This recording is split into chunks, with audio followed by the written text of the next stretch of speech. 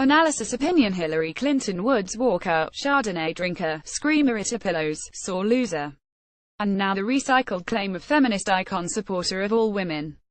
The feminist bar is very low these days.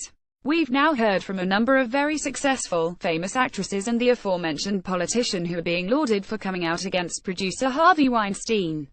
After he was fired from his film company, it took Hillary about 5 minutes to blame NRA for Madman's rampage, but 5 days to Sorticunder blame Harvey Weinstein for his sexually sick assaults, tweeted Kellyanne Conway. But even that was giving Hillary too much credit. Hillary's silence, and that of the Obamas, was so absurd even their own blogs, also known as the mainstream media, hectored them about it for days. 5 days into the media firestorm, she finally issued a statement quintessentially Clintoniana was shocked and appalled by the revelations about Harvey Weinstein. The behavior described by women coming forward cannot be tolerated. Their courage and the support of others is critical in helping to stop this kind of behavior. A rather rich statement about not tolerating sexual harassment and assault, coming from a feminist who made a career tolerating it, and modeling that acquiescence to a generation of young women. Shocked and appalled, no she wasn't. Hillary's example for women is, if anything, consistent. She has shown them how to put up with, and defend, the most egregious treatment, if it will get you something. Ian Tuttle at the National Review reminded us last year of Hillary's role in attacking her wandering husband's victims and accuses. The New York Times and The Washington Post both cite ABC anchor George Stephanopoulos' memoir of his years as Clinton's chief advisor, All Too Human. When the Monica Lewinsky scandal broke, Hillary had to do what she had always done before, wrote Stephanopoulos: swallow her doubts, stand by her man, and savage his enemies. To an allegation from Little Rock music groupie Connie Hamzy that Bill Clinton propositioned her, Hillary responded, "We have to destroy her story." The Daily Wire reports, in an ABC News interview in 1992, Hillary smears Gennifer Flowers, a woman Bill would later admit to having an affair with, as some failed cabaret singer who doesn't even have much of a resume to fall back on. Hillary also referred to Flowers as trailer trash. No wonder Mr. Weinstein's Hollywood and Hillary's Washington so frantically turned to deflection by painting Donald Trump as the singular menace for women. Because, you know, locker room talk. Through various reports and confessions, we know everyone in Hollywood knew about Harvey Weinstein. But not the end of it, just the beginning. Like the iceberg that nailed the Titanic, the problem is the part still hidden.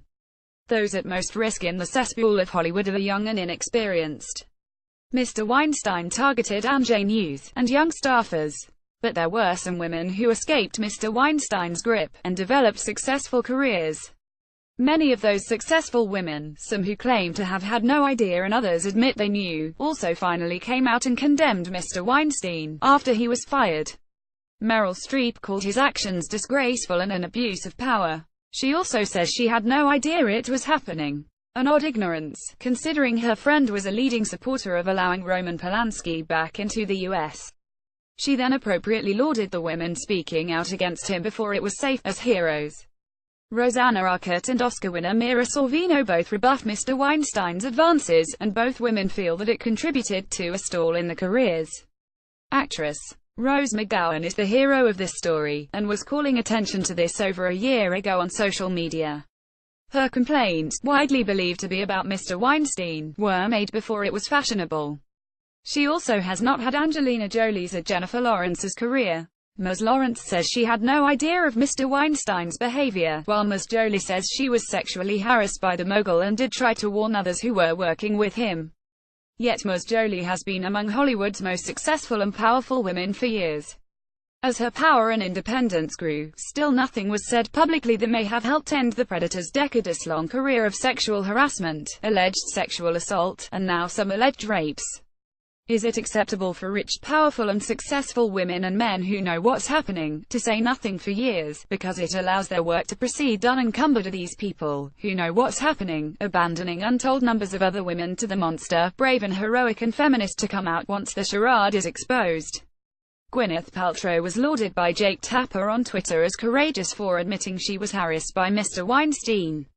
Tweeter Lola Ramona was concise: "It's not courageous to jump off a bridge when your landing will be cushioned by the people who jumped first. SHE's not brave. Yes, the maniac is Mr. Weinstein, but even monsters like him are stopped when women speak up." asking powerful women to use their power isn't an insult, it's a necessity. The elite in Hollywood are super upset about all of this, so will George Clooney, Ben Affleck, Matt Damon, Meryl Streep, Jennifer Lawrence and Angelina Jolie refuse to work until Rose McGowan, Mira Sorvino and Rosanna Arquette are offered roles and paydays worthy of them. We're waiting. Tammy Bruce, author and Fox News contributor, is a radio talk show host.